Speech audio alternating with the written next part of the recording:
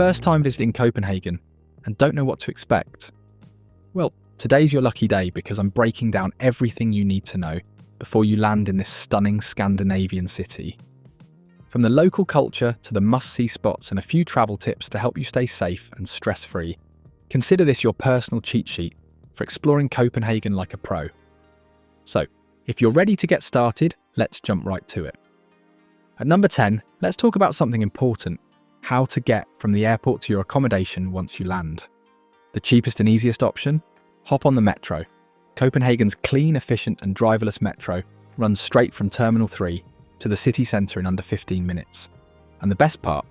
A one-way ticket will only set you back about 25 Danish kroner, or roughly $4. Now if the metro's not your thing, don't worry, you've got options. You can catch a train that leaves every 10 minutes in the morning and every 20 minutes in the evening. It'll take you directly to Copenhagen Central Station, where you can easily connect to the rest of the city, or even the entire country, via the S train or local buses. But if you prefer staying above ground, buses and taxis are right outside Terminals 1 and 3. Bus 5C will get you to Central Station in about 35 minutes. A taxi, on the other hand, will take around 20 to 30 minutes, depending on traffic. So yeah, getting from the airport to the city is super simple. It just depends on what works best for you. But if you ask me, the metro's the way to go. Fast, cheap and easy. Once you're in the city centre, the big question is, how do you get around? That brings us to number 9, biking. Sure, you could walk everywhere, but where's the fun in that? If you want to feel like a true local, with the breeze in your hair and freedom at your fingertips, you've got to hop on a bike. Copenhagen is one of the most bike-friendly cities in the world, and it shows. You can rent a bike almost anywhere, but check with your hotel first. Many places actually let you borrow one for free, or for a small fee. If not, no worries. Just look for the bright orange bikes from Donkey Republic. You'll spot them all over the city. And renting one is super simple. Just download the app, find a nearby bike, and unlock it right from your phone. Plus, they're available 24/7. And the longer you ride, the cheaper it gets. So whether you're exploring all day or just cruising around for an hour or two, it's a total win. Now that you've got your own ride around Copenhagen, the real question is, where to next? At number 8, we're hitting the shops. Copenhagen has no shortage of amazing boutiques, but here's the catch. A lot of them open late and close early. In fact, most stores don't open until 10 AM and tend to shut down by 5 or 6 PM. Some even close as early as 4, but don't worry. Grocery stores follow a different schedule. Most open between 7 and 8 in the morning and stay open until 11 PM, even on Sundays. So if you're out exploring and suddenly feel a little peckish, you can always swing by the nearest market for some snacks or drinks. Just make sure to check the hours online since they can vary depending on the area. And speaking of drinks, here's a little bonus at number 7. Tap water is free and safe to drink. I get it. If you're from the US or parts of Asia, drinking tap water might sound risky thanks to worries about stomach aches. But in Copenhagen, no worries at all. The water is super clean, so you can drink straight from the bathroom or kitchen tap without any filters. Just one heads up, don't drink hot water directly from the tap. It runs through a separate system and might have some contaminants. If you're still not convinced, no stress. There are plenty of bottled water options you can buy around the city. They're not free, but they're easy to find. Moving on to number 6, here's something that might surprise a lot of first-time visitors. Tipping isn't really a thing in Copenhagen. That's because service charges are usually already included in your bill at restaurants, hotels, and even taxis. Because of that, wait staff and service workers actually earn better wages compared to many other countries. Of course, if someone goes above and beyond and you want to show extra appreciation, you're always welcome to leave a tip. But it's definitely not expected.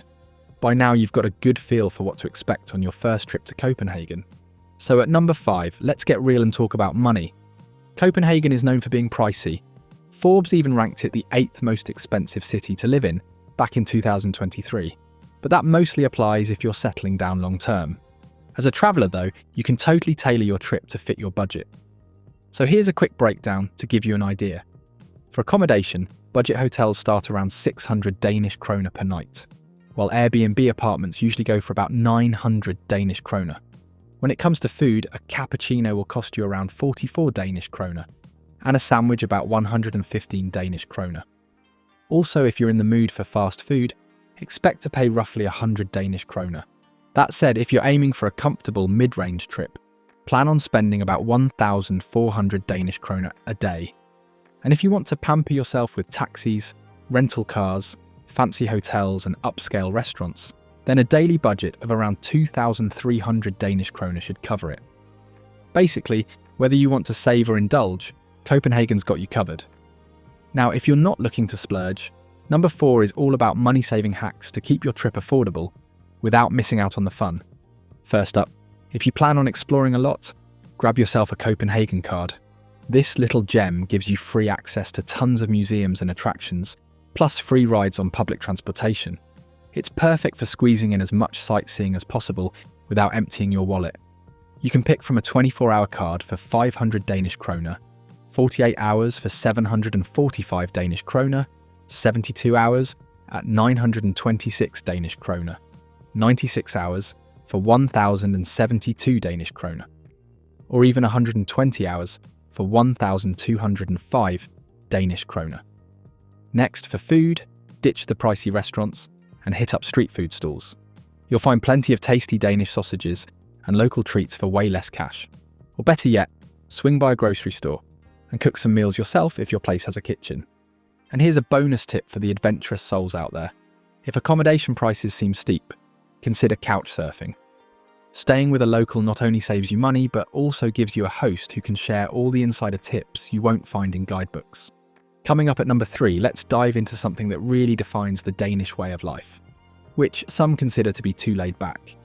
It's called hygge. You've probably heard it translated as cozy, but it's really more about intentional intimacy. Basically, it's those moments where you feel safe, balanced, and connected with others, like sharing a cup of coffee by the fireplace with a friend, or having a relaxed summer picnic in the park. Families might have a hygge night with board games and snacks, while friends might gather for a casual dinner with soft lighting, great food, and easy conversation. Studies show hygge is a huge part of why Danes feel so good about life. It helps melt away stress and build strong bonds. And in a society that values individuality, hygge brings people together, promoting equality and trust. No wonder Denmark often ranks as one of the happiest, most stress-free places on Earth. And it's not just the people that are great. The city itself is pretty amazing too. That's why at number 3, I'm showing you how to hit all the must-see spots in as little as 3 days. Copenhagen's pretty compact, which means you can practically cross off a bunch of major attractions in just one afternoon since that they're all close to each other. So start your self-guided walking tour right in the heart of the city at City Hall. From there, stroll over to Tivoli Gardens just next door. Think magical fairy tale vibes with twinkling lights, live music and old world charm. Then head to the Glyptotek, an art museum full of ancient sculptures, impressionist paintings and a stunning glass-roofed winter garden. After that, swing by the National Museum, where Viking swords and medieval treasures bring Denmark's history to life. Next stop is Christiansborg Palace. It's part royal palace, part parliament building, and the tower offers a fabulous panoramic view of the city. Oh, and did I mention? It's free. Keep moving and you'll spot the old stock exchange, perfect for a quick photo. And then the Stork Fountain, a chill square where locals hang out, musicians play, and people watch to your heart's content. For something livelier, hit Strøget, Copenhagen's famous pedestrian street. You'll find everything here, including shops, street performers, cozy cafes, and hidden side streets begging to be explored. From there, head straight into King's New Square, which is surrounded by grand architecture and the usual buzz of cyclists, tourists, and street life. Finally, wrap it all up at Nyhavn. Those colourful canal houses? Total postcard perfect. Grab a coffee, sit by the water, and soak up the city's vibe. Seems like a lot, right? But that's just day 1. On days 2 and 3, you can revisit your favourite spots or explore some of the city's lesser-known gems on your own. But before you start mapping out your route, I want to know, if you could only visit one spot on this walking tour, which would you pick? Let me know in the comments section below. Now let's get to the best insider tip. Are you ready?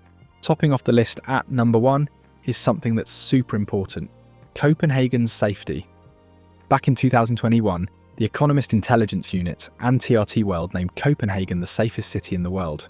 That's thanks to low crime rates and a strong sense of trust between people, which is a big part of Danish culture. Nowadays, of course, You should always stay aware and avoid sketchy spots, just like you would anywhere else. But overall, you can feel pretty safe exploring this city, even if you're a female solo traveller. Just remember the basics. Don't flash your valuables around, and always be cautious. Once you've got that down, you'll be good to go. Copenhagen's blend of cosy vibes, rich history, and smooth city life makes it a must visit that's easy to fall in love with. So if you enjoyed this video, you'll love this next one.